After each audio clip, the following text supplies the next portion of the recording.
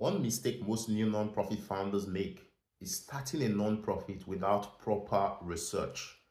This has led to many founders starting a nonprofit that's not even needed in the first place, or starting a nonprofit that end up struggling because they didn't do the right research. They didn't really understand the impact that they are going into.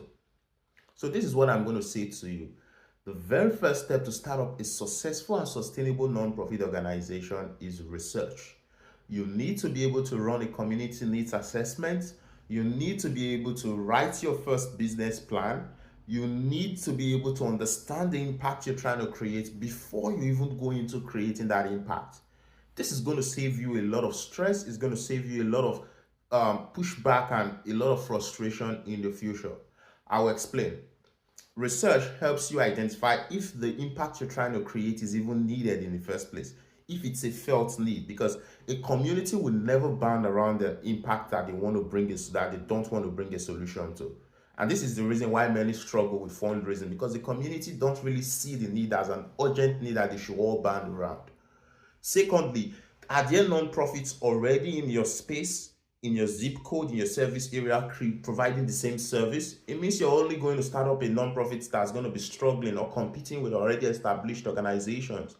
Well, while some people could go ahead with that, I would always advise that your non-profit should always have a unique angle to itself. And this is what research does for you, because even if other non-profits are in your space, you can be able to identify the unique angle where your organization can come in, thereby giving you, a fresh podium to stand on. Another key aspect of research is the fact that you need to determine the feasibility and the sustainability of your impact. Is this impact feasible? Can we do this consistently? Is this sustainable? Because there are some impacts that may be feasible and sustainable, maybe in this year, maybe this month, but they are not, feasible and sustainable in the long run. This is why it is very important you must do your research. Research if there are funding available for such impact. Research if people are willing to band around such impact.